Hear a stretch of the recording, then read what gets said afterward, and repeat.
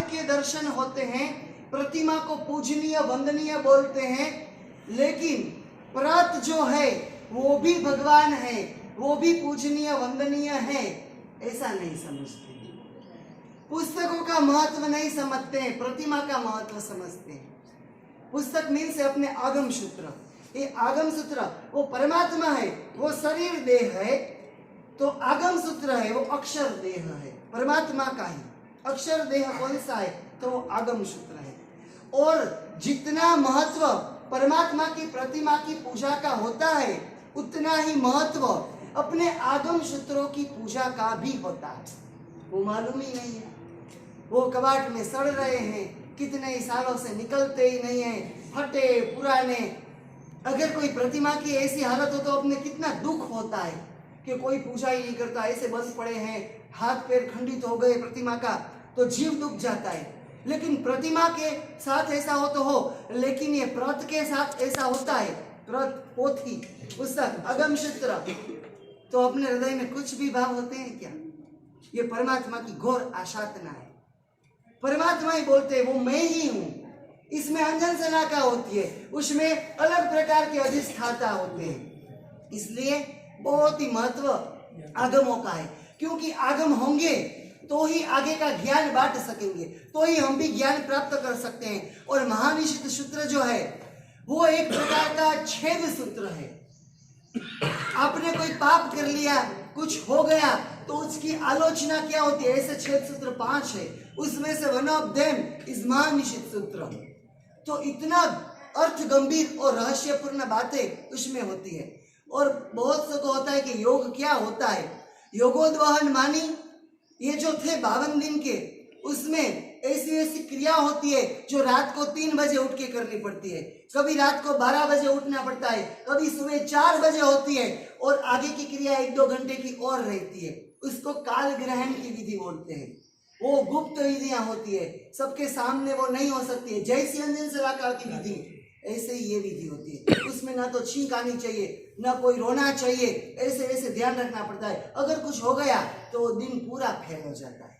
इसलिए रमणीया में करने का एक अचानक से गुरु भगवान को विचार आया। हमने तो, मेरे तो माइंड में वही था कि प्रवेश हो जाने के बाद 2-4 दिन बाद चालू करेंगे, पर्यवेक्षण के बाद पूरा हो जाएगा। लेकिन अच्छा किया वहां चालू हो गया, क्योंकि यहाँ का जो संभालने का और सब क्रियाओं में टाइम बहुत जाता। तो इसलिए ये योगोद्वहन सूत्र के जो है आज महानिषिद्ध का पूर्ण हो रहा है। साध्वी जी भगवान का 56वीं ओली का पारना। आप विचार तो करो, लुखी सुखी रोटी खाना और आमबिल की गोचरी तो आपको तो आमबिल साया में बैठ के करना है। आप तो गर्मा गर्म रोटी मंगाएंगे और ठंडी होगी तो वापस जाने देंगे, भाई दूसरी ला। आमबिल की रोटी आपको मालूम है, एक ठंडी रोटी आप आमबिल की खा नहीं सकते।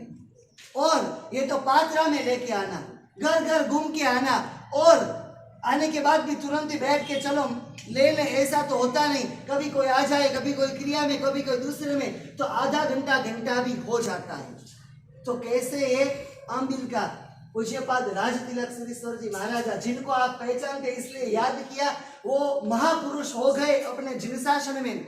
289 आयम्बिल की ओलिया उन्होंने 289 मानी 100 प्लस 89 पाया डालना, फिर वापिस करना, और 2 द्रव्य के या ठाम चौविया उसमें भी करिया था, मिला देना, सब मिक्स करके 3-4 घंटा रख देने का और फिर गोचरी वापरने का। ये महापुरुषों के पैर की तो मैं धूल बराबर भी ना आऊं, लेकिन आमबिल की तपस्या भी इतनी कठिन है। ये स्वाद विजेता बनना, आहार संज्ञा को तोड़ना, यही तो सबसे बड़ा पराक्रम है। आज तक हमने जीव की लालसाओं को पोषने के लिए सब कुछ किया है, कब हम ये आहार संज्ञा की लालसा से छूटेंगे? ऐसे भी भाव ये तपस्या जो भी करते हैं उसकी अनुमोदना से, करण अनुमोदना से हमको भी लाभ मिलता है।